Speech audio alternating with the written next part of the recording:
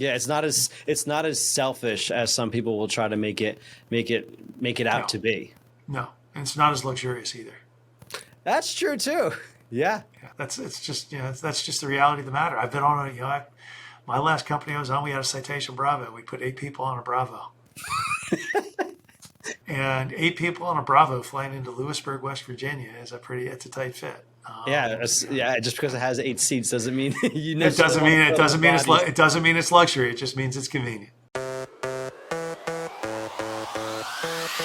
Welcome to the JetLife podcast, pulling back the curtain on private aviation so you can live that jet life to the fullest. My name's Tom Lelyo, and I'm your ultimate jet guide. Hello and welcome to the JetLife podcast. My name is Tom Lelyo and I am your ultimate jet guide. Today I'm joined with Craig Picken. Craig is the co-founder and managing partner for North Star Group. He's also the host of the Aerospace Executive Podcast and a former naval flight officer. Craig, thank you so much for being here. Hey Tom, thanks for having me on. I'm looking forward to talking about business aviation, some trending topics, and the meat and potatoes of today. We'll be talking about common misunderstandings that the public and the media have when it comes to business aviation. So I'm excited to have you here.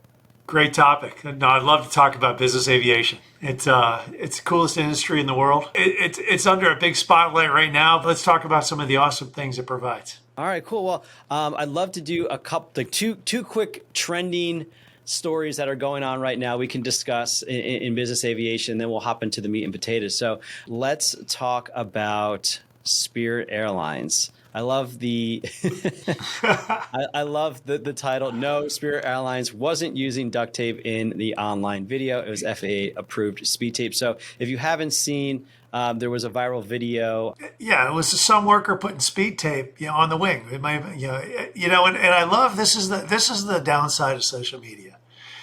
Is every knucklehead passenger can get on in a video and go, this is why I don't fly Spirit Airlines, because they're duct taping down the wing. They're duct taping the wing. And it's like, well, let's call time out here. You talk about the 5,000 people that built their jets, in Wichita, Kansas. All the people that designed and engineered those airplanes. All the people that at the FAA who worked to certify them. And here you come with your knucklehead opinion and you say, because you don't like your competitor's product, you say, oh, you have to denigrate it in some way. And I think, this is the problem with social media. So, so when you get on there and you say a negative comment about Spirit Airlines, you've just denigrated all the people that maintain Spirit's airplanes, all the people who work on them, fly on them, the entire company, the FAA, who monitors the safety of the airlines. And oh, by the way, I have not seen a mishap that Spirit Airlines has had in ever. So I sit there and I think about the two pilots up in the cockpit. They're not going to take an unsafe airplane. Speed tape is a well-known device for a temporary repair. I didn't read the story too closely, but do you know what do you think they were fixing, or what is speed tape usually used for? Yeah, look, you see the Hawkeye in the back. On the wall behind me, and we used to use speed tape. We had our de-icing boots were notorious for separating from the airplane. One time we were taxiing to the catapult and one of the de-icing boots separated from the airplane. We still had to go to launch. And our maintainers came out and they speed tape, but we laughed like, thank God for speed tape. And they taped the de-icing boot to the wing and, we launched. 5 hours later, we flew back, we trapped, and, life was good. What does it do? What does it do? You maybe have a fastener, maybe you have a cowling fastener that failed somewhere or broke, and you want to make a temporary repair to get the airplane launched. It's nothing. It's a big nothing burger. And to that point, whether you're a big commercial airlines or you're a pilot or mechanic that has to make that call, you're damned if you do, you're damned if you don't, because I'm sure those passengers at Spirit would have been equally as pissed off if they were like, sorry guys, you can't fly right now. We have to cancel or delay the flight. Yeah, and I remember reading another article. It was like some guy he was flying. It was an RB211 engine on a 757. He said he saw some smoke or something. And he's like, he told the flight attendant. And the flight attendant is like, yeah, we got two pilots up here who are much more qualified than you to determine whether the airplane is safe to fly. Yeah, I think we're good to go. Go take your seat. If you don't like it, get off the airplane. That's the customer's not always right, especially when it comes to things like that. Well, let's get one more hot take. We'll move on to Wheels Up. They are in the news for sure. Wheels Up is kind of one of those big companies that made a huge impact in private aviation, trying to make it a little bit more accessible for people.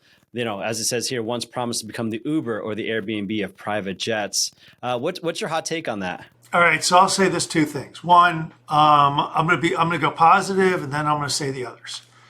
Kenny Dichter is the best marketing person, front end of the house, personality in the world.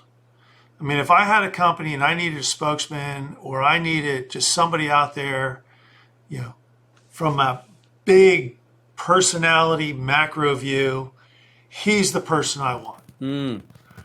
The second thing about Wheels Up is that when I look through Wheels Up, and I know a lot of people that work there, they're all top notch. Wheels Up has they've built a really good bench of people from sales to aircraft management to operations. Even the companies, they bought Mountain Air, they bought a couple other, they've really integrated some really sharp people. The problem with Wheels Up is the business plan was bad.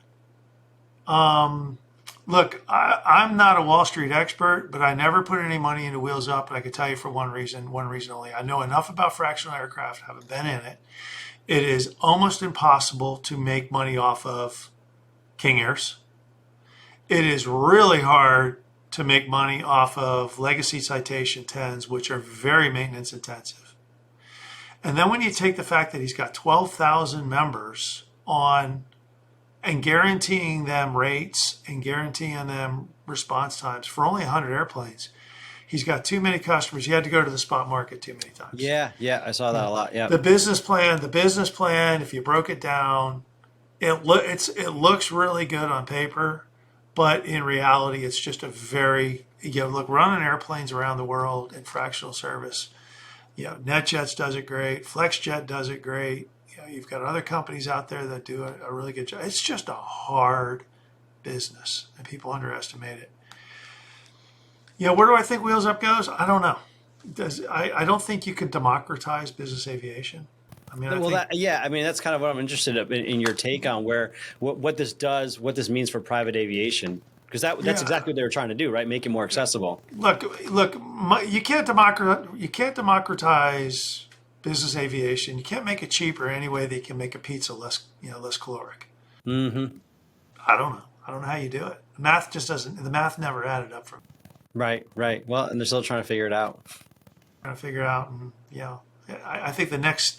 they've got a new CEO search ongoing. I think that guy's got, the second skipper of the Titanic had a big job ahead of him too. And, right. And I think that's the problem is I'm not sure Wheels Up survives in its current state. It's got to undergo a pretty massive business plan. I get it. Adjustment.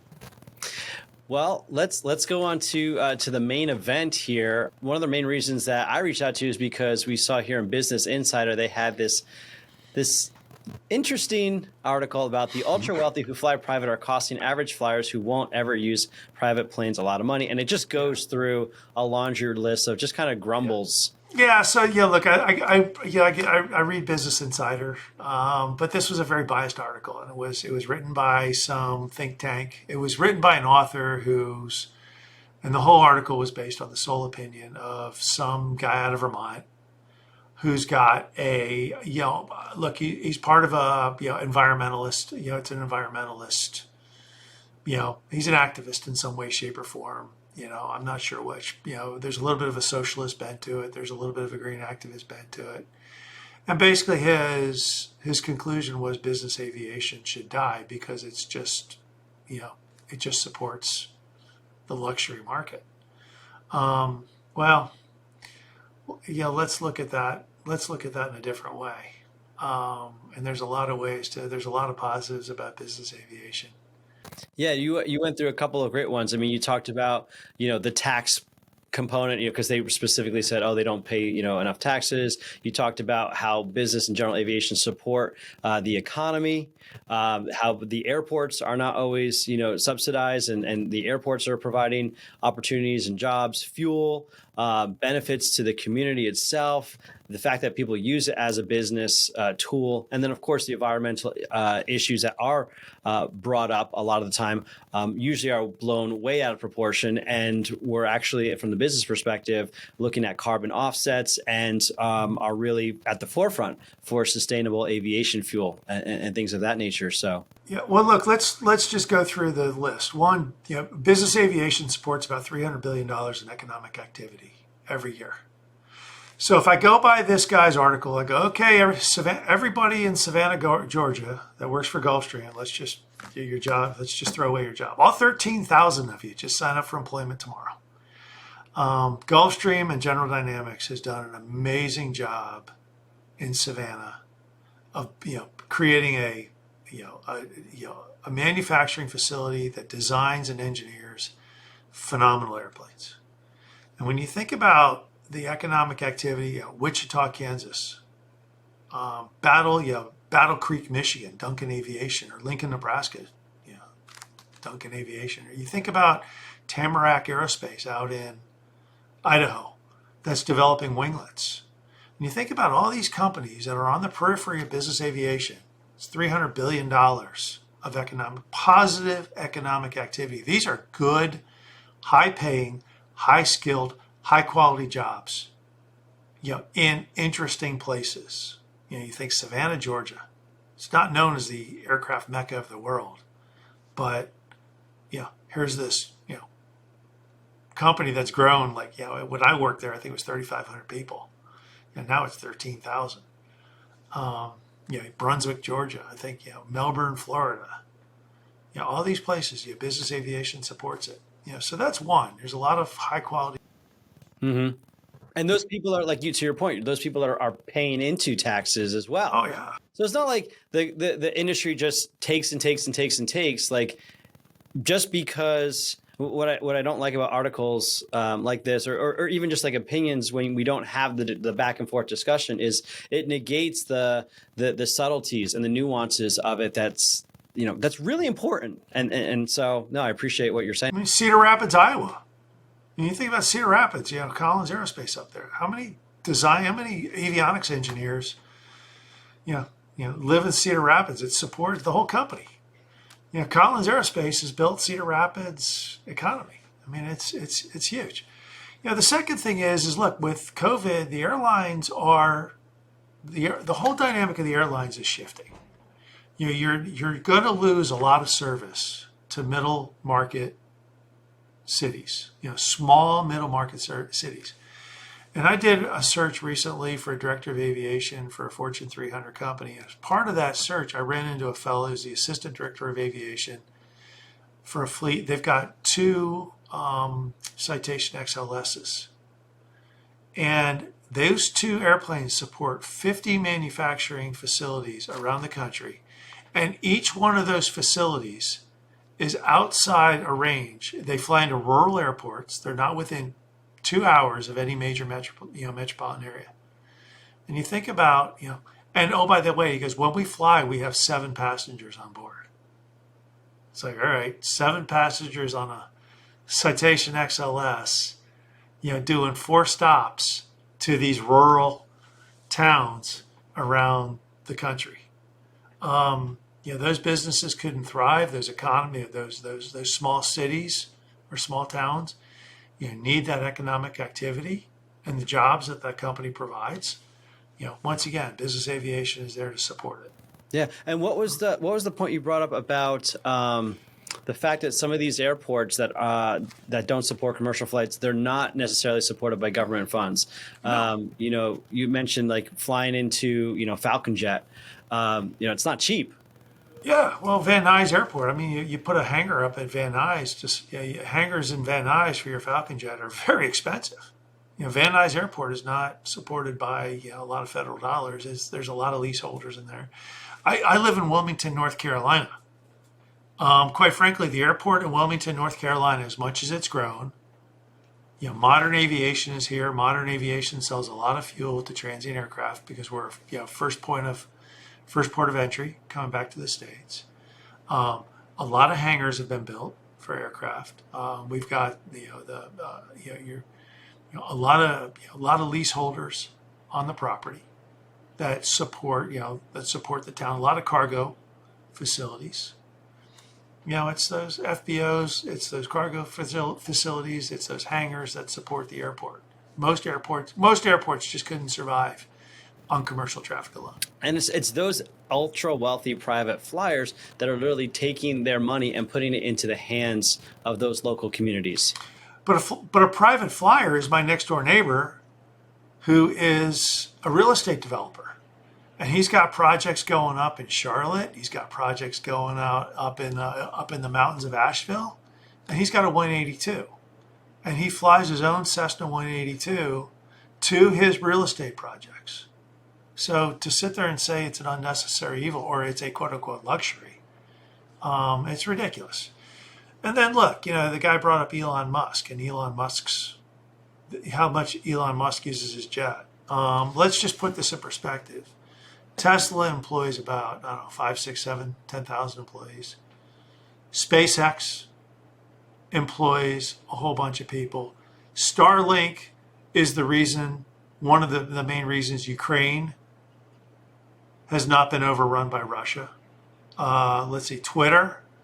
He was a big investor in PayPal. You know what? I don't know how you can do all that without a jet. And quite frankly, I want Elon Musk and his security team on Elon's airplane, not trying to go through security at Sacramento, as a major disruptor. That's just the way it comes down to. Business aviation. There's a lot of goods about business aviation, and I think to look at it through one lens of, it emits, these jet engines emit carbon. Look, it's a small price to pay. Everything comes with a price. And I think the benefits of business aviation, outweigh the negatives by a factor of 10.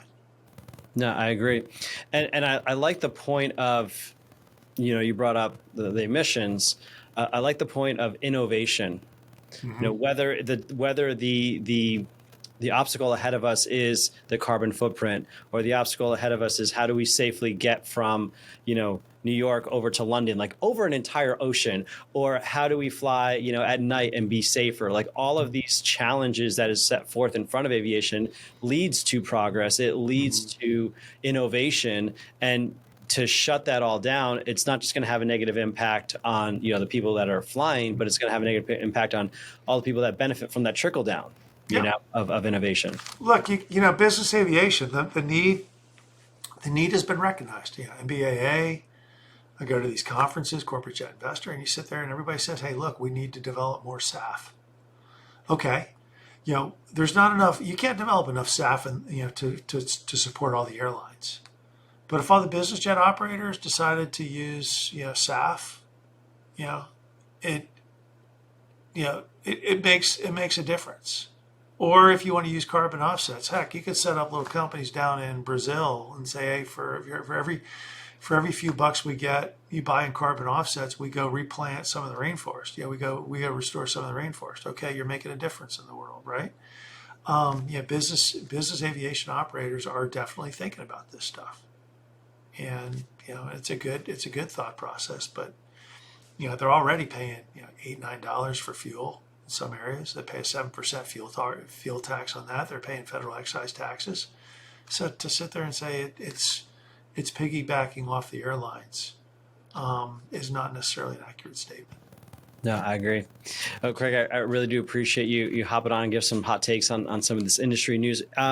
Real quick, I know a lot of people that will watch this episode will kind of be first time jet owners, and they can kind of be intimidated sometimes by what seems to be a louder minority that will tout the negativity of business aviation and private aviation. What would you say to someone who's looking to buy their first private jet, in the face of, maybe their wife or their brother-in-law at the Thanksgiving table is just like, I can't believe you're going to do this. Like, it's a terrible idea. What would you say to them? Look, at the end of the day, there's always going to be the activists out there that are going to shame you into doing something different. But at the end of the day, corporate aviation, business aviation supports economic growth, and we want to do it cleaner. We want to do it better. We want to do it safer. We want to make our businesses more efficient. If an airplane, be it a small TBM or a Pilatus to a Gulfstream 650, is going to make your business better, then go for it. I mean, it's go for it. You're supporting jobs. You're paying pilots. You're supporting people at the FBO. You're buying parts which support manufacturing companies. There's a whole ecosphere that you're supporting. Yeah, it's not as selfish as some people will try to make it out to be. No, and it's not as luxurious either. That's true too. Yeah. That's just the reality of the matter. I've been on my last company I was on, we had a Citation Bravo. We put 8 people on a Bravo. And 8 people on a Bravo flying into Lewisburg, West Virginia it's a tight fit.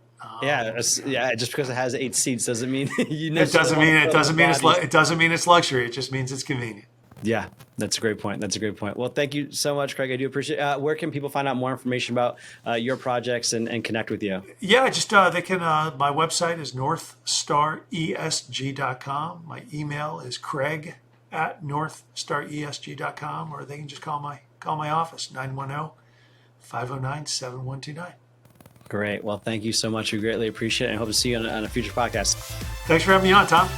Thanks for listening. Don't forget to check out theultimatejetguide.com.